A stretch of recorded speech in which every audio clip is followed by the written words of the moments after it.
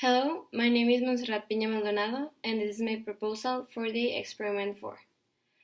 As a personal note, before starting, I'm doing this video as me appearing in it, since for me this is a problem of extremely importance, and I couldn't help but think that it would feel a little bit impersonal if I didn't appear in it by myself. Okay, so the problem that I chose is that there is little to no accessibility for people with disabilities in Monterrey, Mexico. At the start, the problem I chose to deal with was the lack of inclusion for people with disabilities in the general spectrum. But since that is a really big and general problem, and the description of this experiment does give me a hint of taking it calmly, get off my high horse, I thought that it would be better to specify it to the lack of easy accessibility to services for people with disabilities in Monterrey, Mexico. Now, before I go on, I'd like to specify what a disability is. According to Sparrow A. Jones, that is a really popular human rights advocate when talking about disabilities, a disability is an impairment that results in restrictions to an individual's ability to participate seamlessly in everyday society. Now that that's been stated, I think that it's fair for me to specify why I chose to deal with a problem that involved people with disabilities. The thing is that they are the segment of the world's population greatest minority, meaning that there are more people with disabilities than there might be African Americans, for example. Just in Mexico, there is an estimate of 6% of the population having a disability, according to the last INEGI report in 2014. That is about 7.5 million Mexicans just in 2014. Today, that digit is surely higher, and an estimate I did will be of about 7.8 million people, and that is considering that the percentage of people with disabilities stay the same.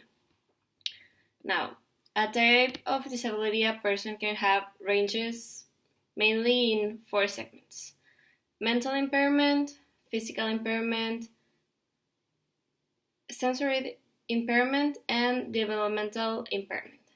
Some people may have even more than one disability, and recently the amount of people with mental sicknesses is on the rise, and as it is considered as well as a disability, since a mental disability can be separated into 2 branches, that is an intellectual and a psychiatric impairment, and mental sicknesses are within the psychiatric segment.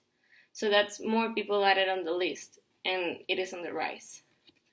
Now, here comes the greatest question that I made myself since choosing this problem, and that is, if the biggest minority in the world, and I can assume that in the greatest minority in Mexico as well, how is it that it can be so blatantly ignored and not truly considered when thinking of new ideas or projects? How is it that such a great mass of people isn't thought of even when building ramps or parking spots that are made exclusively for them? Since I can evidently go on and on for a while, since the problem is so great, so vast, I decided to start by dealing with one of the small things. And I'm making this problem specifically about making a bank transaction as an example that I will choose as my main proposal. Okay, now let's get down to it, the proposal. My proposal is to boost the development of digital accessibility in banks in order to make a service, in this case the bank transaction, at least to begin with, an easy deal for people with any disability. There is much for people in general that could be gained from listening to my proposal. In the case of a person with a disability, they will be able to be more independent since they could stop relying on a second person to get through with the service, and making the experience of it something more valuable as well as enjoyable and less unpleasant. It also involved the bank getting more clientele, since we already discussed that there is a great percentage of people with disabilities, and that may not be satisfied with the service they are currently getting. So it will be more people getting service from this bank specifically, and that will mean more jobs for the bank, more money, and the economy generally circulating more, therefore generating a better economy, at least since my example is in Monterrey, Mexico, at least for the city, at least for the state, and could possibly evolve to even the country. Okay, so it involves as well more work for software designers and developers. So that will mean as well more jobs in that segment, that is that technology one, and that will exponentiate the use, value, and importance of digital accessibility. Okay. Secondly, I'll mention the questions that you may be thinking about why I chose this topic. That is, what is wrong with the current way that things are working right now? And second, if there wasn't something currently underway for helping them, the people with disabilities. Now, for these questions to be answered, I need for you, the person who is currently listening to this, to imagine and really imagine how it would be to go through the next situations. The way things are currently going are either 1, not enough, or 2, simply nothing that can really deal with the problem. As I mentioned previously, there are times when things that are planned for someone with a disability that are not done right. Now let's imagine ourselves as someone with a disability. First step, getting to the bank. Simple, right? Now imagine the most example of them all. There is a ramp for a wheelchair that goes from the parking lot to the building, the bank. The appropriate angle should be at the most, meaning that the angle could be a little bit lower instead of higher, is of 35 degrees, so that the person in a wheelchair can single-handedly get by him or herself from the parking spot to the building. Okay? And sadly, that is not the reality in Monterrey.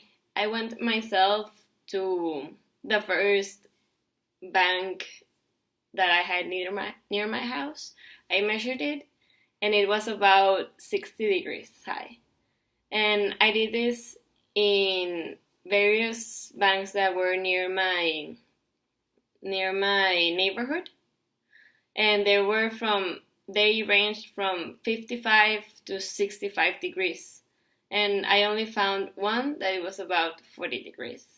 Now that is a lot of difference, and it really makes it for a person in the wheelchair very difficult to get by individually.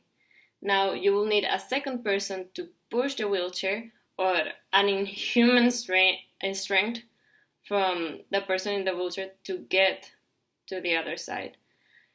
Now, since we are imagining we are the person in the wheelchair, that will mean that nope, you are a 20-something, 30-something, whatever something person, and you can't get yourself a loan to the bank to get out 500 pesos. You can't. Second step, because we're barely inside the bank. We haven't done anything. We've just gone from the parking lot to the building. Now, get attended by the staff. Now let's imagine that we are a deaf person. First, we need to make the staff understand what we need. We'll need at least a notebook and a pen to get our message through, like physically write it. And if not a notebook, a person who actually knows sign language. There was a proposal a while ago that it will mean having people that know sign language in the banks. Now, as you may assume, there's rarely an interpreter in the bank, unless you're maybe at a main branch. But in Monterrey, I haven't seen one ever. And now this deaf person and we're barely getting the message through to the staff of what you need to do. Now, I don't want to keep going on with this example because I think we've all gotten the whole idea of the process that is going to the bank when having a disability. Now, for the second question that I posed previously, I don't know if you remember it, but I'll keep it simple. You'll remember it when I answer it. At least in Mexico, let alone Monterrey, there are no current actions for a more inclusive digital accessibility in banks. Okay, next in the agenda will be to start discussing the actual tech that will help to solve the problem. There is this thing I've been mentioning throughout this proposal, and that is digital accessibility. That is my proposal, indeed. And roughly, to give you an idea of what is digital accessibility, in my words, it means to create a safe technological system for any type of digital component, be it a website, an app, or a digital document, so that absolutely everyone can have the same user experience.